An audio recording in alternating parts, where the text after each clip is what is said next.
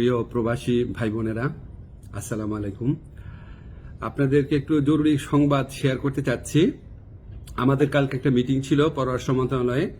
পররাষ্ট্রমন্ত্রী ছিলেন, স্বরাষ্ট্রমন্ত্রী ছিলেন, আমি ছিলাম, আমাদের পাসপোর্ট অধিদপ্তরের কর্মকর্তারা ছিলেন এবং সংশ্লিষ্ট সরকারি অফিসের সবাই ছিলেন আর কি। তো আমরা সেই ডিটেইল আলোচনার মধ্যে দিয়ে আমরা কিছু সুসংবাদ পেয়েছি। প্রথমে সেটা শেয়ার করি।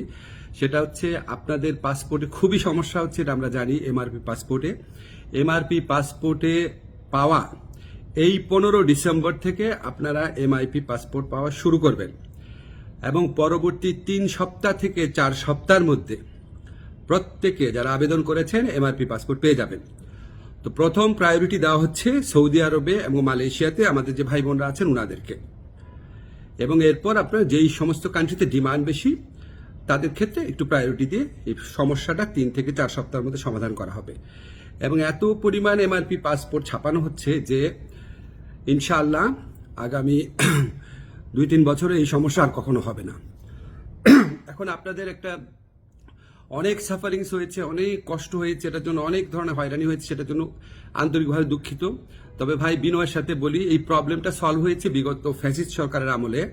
সেখানে আপনার যে তৎকালীন মন্ত্রী ছিলেন উনি আপনার এই পাসপোর্ট ছাপানোর কাজটা ওনার একটা পরিচিত কোম্পানিকে অনিয়মতান্ত্রিকভাবে দিয়ে দেওয়ার চেষ্টা করেছিলেন।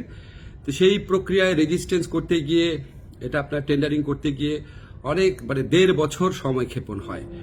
তারপর ওই পুরা প্রক্রিয়াটা আমরা আসার পর বাতিল করে ফাস্টেস্ট ওয়েতে যাওয়ার জন্য একটু টাইম লেগেছে, আপনাদের অনেক কষ্ট হয়েছে, আন্তরিকভাবে দুঃখিত। তবে ইনশাআল্লাহ 15 ডিসেম্বর থেকে পাসপোর্ট পাওয়া শুরু করবেন আপনারা, এমআরপি পাসপোর্ট।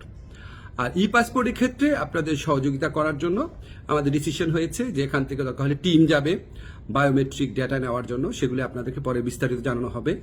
প্রবাসী ভাই বোনদের জন্য প্রতি আমাদের অনেক দায় রয়েছে, অনেক কাজ করার ইচ্ছা আছে, কিছু কিছু চেষ্টা করছি। আরও কোনো কাজে অগ্রগতি হলে আপনাদের জানিয়ে দেব। আপনারা আমার জন্য দোয়া করবেন। খোদা হাফিজ।